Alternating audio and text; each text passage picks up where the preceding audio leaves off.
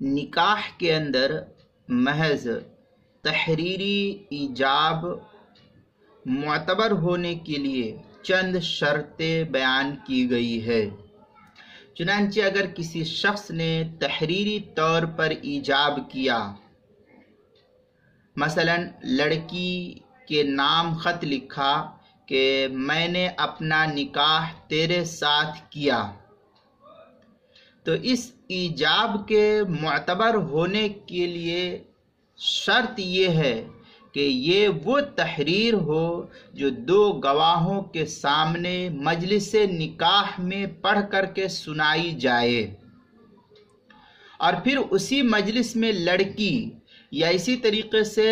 اس کا وکیل، لڑکی کا وکیل، اس تحریری ایجاب نکاح کو زبانی قبول کر لے۔ اگر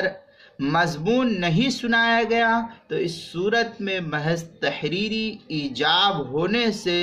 یہ نکاح منعقد نہیں ہوگا اور قبول درست نہ ہوگا۔ یہ فقہا نے نقل کیا ہے۔ چنانچہ شامیہ کی عبارت ہے فَأَمَّا الْكِتَابُ فَقَائِمٌ فِي مَجْلِسٍ آخر وَقِرَاءَتُهُ بِمَنزِلَةِ خِطَابِ الْحَاضِرِ۔ اس طریقے کی عبارت جو ہے شامیہ کی دوسری جلد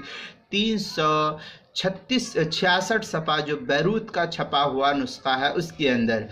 زکریا بک ڈیپو دیوبند کا ہندی نسخہ اس کی چوتھی جلد صفحہ 76 پر، اور الفقہ الاسلامی و ادلتہ اس کی 7ویں جلد صفحہ 63 پر، بدائع الثناء اس کی دوسری جلد 490 صفحہ جو زکریا بک ڈیپو دیوبند کا ہندی نسخہ چھپا ہوا ہے اس کے اندر،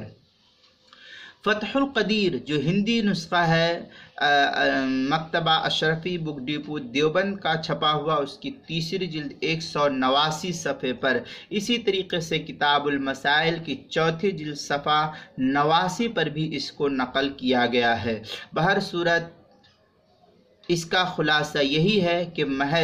محض لکھ دینے سے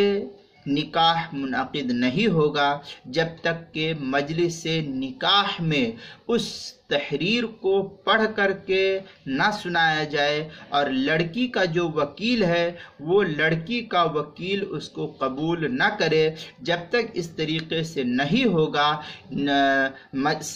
مجلس کے سامنے نہیں پڑھ کر کے سنایا جائے گا، اس وقت تک محض تحریر سے نکاح منعقد شرعی اعتبار سے نہیں ہوگا۔ یہی فقہا کی عبارت سے مسئلہ واضح ہوتا ہے۔